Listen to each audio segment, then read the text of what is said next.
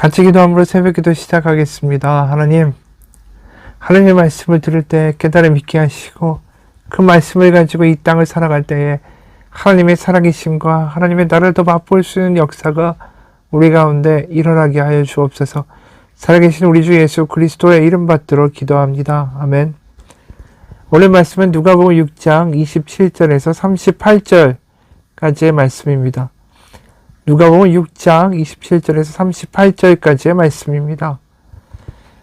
그러나 너희 듣는 자에게 내가 이르노니 너희 원수를 사랑하며 너를 미워하는 자를 선대하며 너를 저주하는 자를 위하여 축복하며 너를 모욕하는 자를 위하여 기도하라.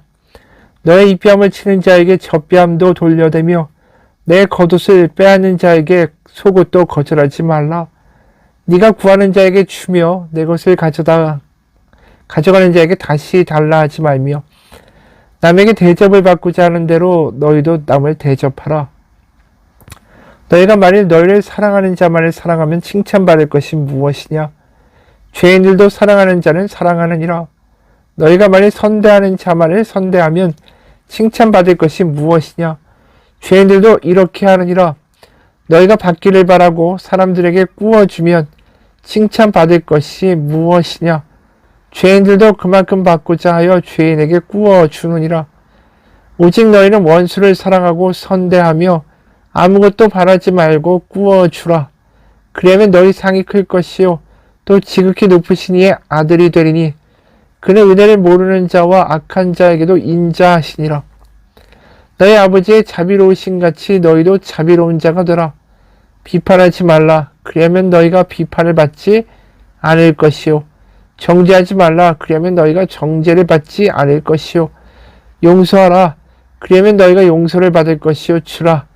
그러면 너희에게 줄 것이니 곧 후히되어 누르고 흔들어 넘치도록 하여 너희에게 안겨주리라. 너희가 헤아리는 그 헤아림으로 너희도 헤아림을 도로 받을 것이니라. 아멘. 오늘 본문을 보면 억울한 일을 당하는 사람들이 참 많죠. 뺨을 맞기도 하고 겉옷을 빼앗기기도 하고 그런 일을 우리가 당한다면 우리는 당연히 보복하고 싶습니다. 내가 만만한 사람이 아니다. 본때를 보여주려고 하죠. 실제로 구약에서는 그 사람이 한 죄악에 따라서 그 대가를 치르도록 율법은 규정하고 있습니다. 그런데 오늘은 그런 모든 권리와 보복을 포기하고 오히려 예를 들어 오른뺨을 맞으면 왼뺨을 내밀고 겉옷을 빼앗기면 속옷까지 벗어주라고 이야기하고 있습니다. 뭔가 말도 안 되는 이야기고 그냥 용서 자체가 아니라 이렇게까지 해야 되나라는 생각이 들기 마련이죠. 아니 오른편 맞고 용서해줬어요. 참았어요. 그게 아니라 맨뺨까지 내밀어주고 겉옷을 빼앗겼어요. 억울하지만 참아요. 그런데 속옷까지 벗어주라고 한 발자국 더 나가란 이야기죠. 이게 세상 가운데 가능한 이야기입니까? 세상에 사는 사람들이 이런 행동을 하는 사람들이 있습니까? 이거 미친 행동 아닙니까? 그런데 왜 이런 이야기를 하실까요? 이야기의 이유는 한 가지 뿐입니다. 이 세상과 다른 방식의 나라가 있다는 걸 이 땅 가운데서 보여주는 사람들의 행동이라는 거죠. 예를 들어서 강자가 오른뺨을 때렸는데 왼뺨을 내미는 사람을 보면 강자는 놀라게 될 것입니다. 겉옷을 빼앗는데 속옷까지 내미는 사람을 보면 놀랄 것입니다. 이 사람 미친 거 아닌가? 이 사람 왜 이렇게 행동하는가? 놀라고 당혹스러워 하겠죠. 그 모든 이유는 하나죠. 다른 세상이 있다는 걸 믿기 때문에. 어느 선교사님이 이야기를 합니다. 자신이 선교사가 되기 전에 과거에 학생 때 단기 선교를 갔는데 그 선교 팀원들과 이런 대화를 한 적이 있었다고 해요.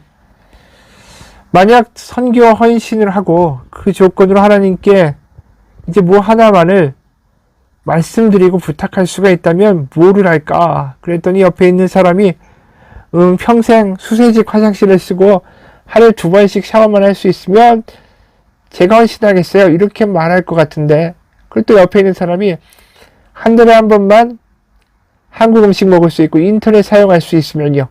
또 다른 사람은 저는 하루에 3시간만 첼로를 연습할 수 있으면 저는 그 나라에 가서 선교사로 헌신할 수 있어요. 그 말을 듣고 제 차례가 됐을 때 곰곰이 생각하다가 이렇게 이야기를 했었습니다. 나는 다른 나라는 몰라도 정말 이 나라는 정말 싫은데 그래도 만일 내 삶의 희생을 통해서 10만 명의 영혼이 주님께 돌아올 수 있다면 선교사로 가겠습니다. 그리고 그 기도를 계속하다가 어느 날부터 내가 믿음이 없다. 고작 10만 명이 돌아오는 게 뭐냐? 100만 명, 1000만 명, 1억 명. 그래서 나중에 10억 명이 돌아올 것, 이것을 가지고 기도를 업그레이드 시켰죠. 그러면서 야, 내 믿음이 이제 커졌다. 이렇게 생각했습니다. 그리고 학생 선교단체와 선교훈련 코스를 배우고 선교에 대한 지식과 전략에 대한 시야가 넓어지면 넓어질수록 그 확신은 더 강해졌죠. 그런데 10년쯤 지나자 다른 기도가 나오기 시작했죠. 정아야, 만약 네 삶을 통해 10만 명이 아니라 10,000명 돌아와도 헌신하겠니? 만약 네 삶을 통해 10,000명이 아니라 1,000명만 구원받아도 헌신할 수 있겠니? 주님은 거기서 더 나아가셨죠. 아니 1,000명이 아니라 단지 100명의 삶이 바뀐다고 해도 너 헌신할 수 있겠니?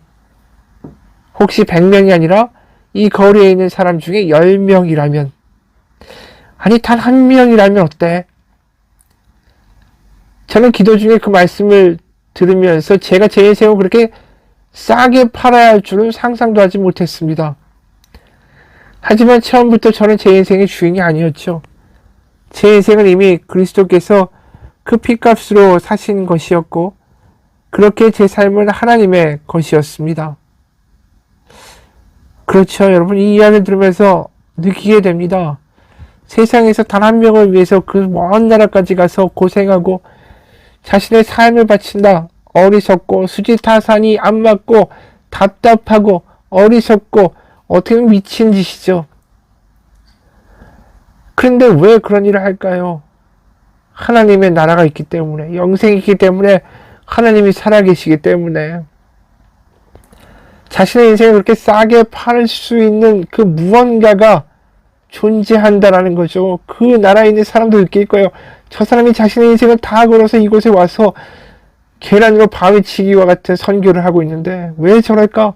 왜 저럴까? 저 사람은 뭘 보고, 뭘 믿고, 뭘 경험했기 때문에 저렇게 할 수 있을까? 그런 생각을 하게 하겠죠. 오늘 본문이 그런 거예요. 뺨을 쳤는데 다른 뺨을 내밀고 겉옷을 뺐는데 속옷을 빼앗는 사람, 무언가가 있다라는 거죠. 마태복음 13장을 보면 이런 비유가 있습니다. 마태복음 13장 44절에서 46절입니다. 천국은 마치 밭에 감춘 보화와 같으니 사람이 이를 발견한 후에 숨겨두고 기뻐하며 돌아가서 자기의 소유를 다 팔아 그 밭을 사느니라. 또 천국은 마치 좋은 진주를 구하는 장사와 같으니 극히 값진 진주 하나를 발견하며 가서 자기의 소유를 다 팔아 그 진주를 사느니라. 바로 하나님을 믿는 사람들, 그 사람들은 하나님의 나라를 경험한 사람들이다 라는 거예요. 세상과 다른 나라가 있다. 눈에 보이는 게 다가 아니다. 영생이 있다. 하나님의 나라가 있다. 그것을 발견한 사람들은 놀라운 기쁨이 있다라는 거죠. 남들은 알지 못하는 기쁨이에요. 밭에 감춘 보화를 발견한 그 사람만이 느끼는 기쁨. 그리고 사람들은 알지 못하지만 이게 얼마나 값진 진주인지 알아볼 수 있는 사람이 느끼는 그 기쁨. 바로 그 감격과 기쁨이 믿는 자에게 있기 때문에 다 팔아서 그것을 얻고자 할 정도의 기쁨과 놀라운 그 감격을 하나님의 나라를 보면서 소유하고 있기 때문에 이 세상에서 다르게 살아갈 수 있다라는 거죠. 그러니까 이상해 보이는 거예요. 저 사람 뭘 믿고 손해보지? 뭘 믿고 억울한데 저렇게 또 당해주지? 아니 저 사람 어떻게 저렇게 바보같이 희생할 수 있지? 어떻게 해요? 더 좋은 게 있기 때문에, 진주가 있기 때문에, 보화가 있기 때문에 하나님의 나라가 그렇게 생생하고 감격적으로 그 마음에 너무 와닿고 영생이 너무나도 그 마음 가운데 확실하게 믿어지기에 다른 걸 희생할 수 있다는 거죠. 여러분, 우리에게 하나님의 나라가 어떤 느낌입니까?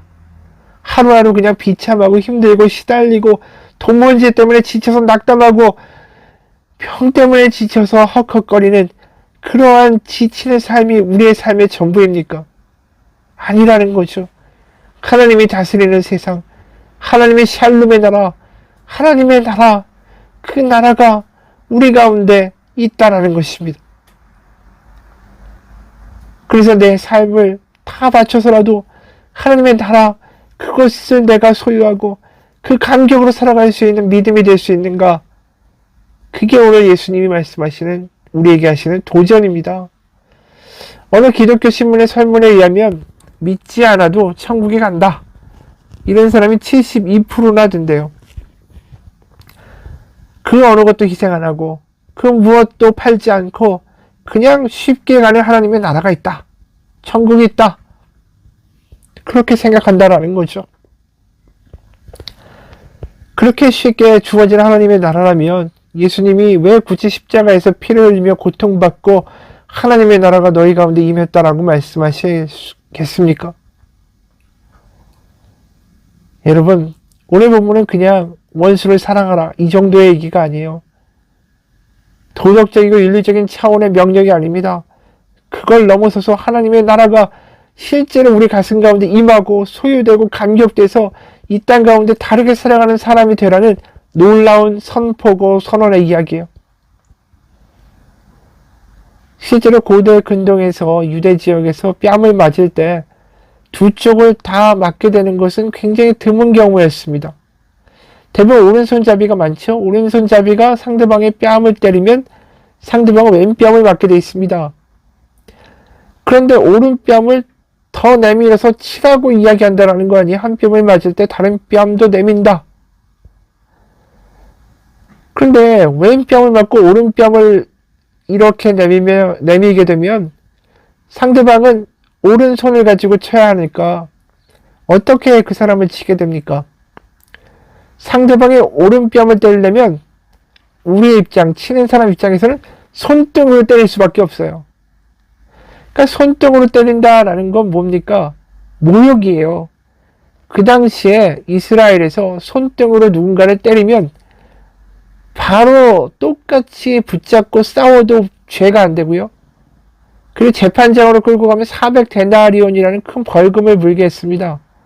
당시 노동자의 하루치 임금이 1데나리온, 1데나리온이었다라는 걸 생각하면 굉장히 큰 금액이고 이게 엄청난 모욕스러운 일이다라는 거죠. 그런데도 그 뺨을 내밀어서 맞겠다라고 하는 거예요.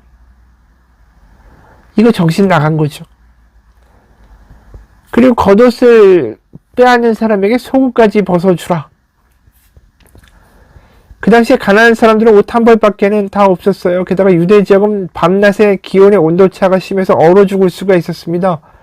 그래서 율법 출애굽기 22장을 보면 다른 사람의 겉옷을 저당 잡고 취하지 말라. 무슨 일이 있어도. 그게 율법에 있는 정도예요. 그런데 겉옷을 빼앗습니다. 그 사람 율법을 어긴 거죠. 그러면 그 사람에 대해서 율법을 가지고 따질 수도 있는데 속옷까지 벗어주라는 거예요. 이거 완전히 미친 거고 말이 안 되는 이야기죠. 이 사람 이상하게 보입니다. 바보가 아닌가, 뭔가 다른 세상을 사는 거 아닌가, 정신 나간 거 아닌가. 파격적인 행동을 하는 거예요. 뺨을 맞고 그래 내가 그래도 용서해 줄게, 겉옷 빼앗아 가면 그래 내가 용서해 줄게, 이 정도의 차원이 아니에요. 그냥 사람들이 저 사람 그래도 마음이 넓구나, 이 정도로 넘어가는 게 아니라 뺨을 맞았는데 다른 뺨을 내밀고 겉옷 빼앗았는데 속옷까지 내어준다. 이것은 세상의 논리를 완전히 뒤집어 엎는, 그냥 용서하고 마음이 넓은 정도가 아니라 이 땅이 아니라 저 사람 다른 세상에서 온 사람 같아, 이런 말을 할 수밖에 없는 상황이라는 거죠. 여러분, 예수님이 오늘 말씀하시는 게 그거예요. 36절에 너희 아버지의 자비로우신 같이 너희도 자비로운 자가 되고, 그래서 용서하고 다른 헤아림을 가지고 살라. 좀 크신 하나님의 나라, 그것을 경험하고 이 땅에서 일희일비하는 게 아니라 뭔가 다른 삶의 방식으로 살아내서 주변의 사람들을 놀라게 하고 저 사람이 도대체 어떻게 저렇게 할 수 있는가를 느끼게 할 수 있는 그 하나님의 나라를 살아내라는 거죠. 근데 그것이 우리에게 의무로 주어지는 것이 아니라 하나님의 나라가 우리 가운데 성령으로 임할 때 우리가 그 감격이 너무나도 이 벅차올라서 큰 보화를 밭에 감추어 있는 걸 발견한 것 같고 진주를 찾은 것 같은 그 놀라운 기쁨과 감격을 하나님 우리 가운데 주신다라는 거예요. 여러분, 우리가 하나님의 나라를 살아가는 사람입니까? 하나님의 나라 영생이 우리 가운데 막 느껴지고 감격이 돼서 눈앞에 보이는 어려움과 이 역경이 작아 보일 수 있는 믿음이 되십니까? 여러분, 이 땅이 다가 아니라 우리 하나님의 나라를 소유할 사람들이고 이 땅에서 영생을 살아가려고 또 하나님의 나라를 살라고 부름받은 사람들이고 그걸 보여주라고 부르신 사람들입니다. 보네포 목사님이 이런 말 하죠. 세상의 사랑은 자기 자신만이 목표다. 자기를 위해서 목표를 설정하고 자신이 숭배하는 우상을 만들고 그리고 거기에 뭐든지 복종하고 헌신해야 된다라고 생각한다. 자기 외에는 아무도 사랑하지 않는다. 세상 사람들은 다 자기에게 빠져 있죠. 심지어 신앙도 헌금을 하고 금식을 하고 하나님께 열심히 믿어도 하나님을 사랑해서 하는 게 아니라 하나님의 나라를 위해서 하는 게 아니라 내가 원하는 것을 얻고자 하는 거래라는 거죠. 여러분, 우리 신앙에서 하나님의 나라가 존재하지 않으면 우리의 신앙은 굉장히 이기적일 수가 있습니다. 하나님의 나라, 그 크신 하나님의 나라가 성령을 우리 가운데 있음을 경험하고 보게 될 때 우리의 눈이 바뀌어요. 와, 보는 게 다가 아니구나. 우리가 누군가를 위해 손잡고 중보하며 기도할 때, 누군가를 위하여 눈물을 흘리며 기도할 때, 또 어려운 사람들에게 우리가 하나님의 마음을 가지고 나누어줄 때, 그때 하나님의 샬롬이 우리들 가운데, 우리 마음 가운데 임하는 역사들이 있습니다. 그러면서 이 눈에 보이는 게 다가 아니구나. 하나님이 살아계시는구나. 우리에게 하나님이 주신 영생의 약속이 있구나. 여러분, 그게 우리가 하나님의 나라를 이 땅 가운데서 살아내는 방식이에요. 그게 우리가 사명자가 되는 겁니다. 하나님을 소비하는 사람이 아니라, 소비가 아니라 사명자로 살아가려면 하나님의 나라를 경험해야 됩니다. 그리고 하나님의 나라를 경험한 사람으로 살아갈 때에 우리는 사명자가 되는 거예요. 그러면서 더 이상 내 가치를 인정받고 내가 어디서 칭찬받아야 되고 내 능력을 드러내야 되고 이게 아무 의미가 없어져요. 내가 정말 살아야 될 가치가 무엇인지 정말로 알게 되기 때문입니다. 여러분, 생각해 보세요. 우리가 10년, 20년, 30년, 50년 이후에는 다 죽을 겁니다. 지금 내가 너무 중요하다고, 이거 아니면 안 된다고 쩔쩔매고 전전긍긍하는 그 모든 것들이 내가 죽음의 문턱에서 숨이 헐떡거리면서도 그게 여전히 중요할까요? 아닙니다. 장례식장에 가보세요. 정말 뭐가 중요할까요? 하나님의 나라뿐입니다. 같이 기도하겠습니다.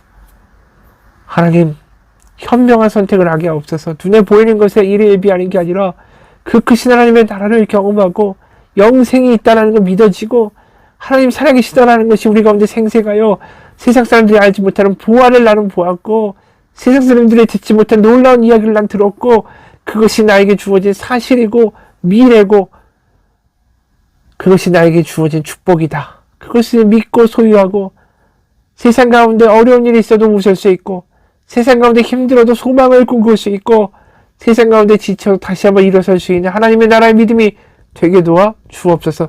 예수님 이름 받들어 기도합니다. 아멘.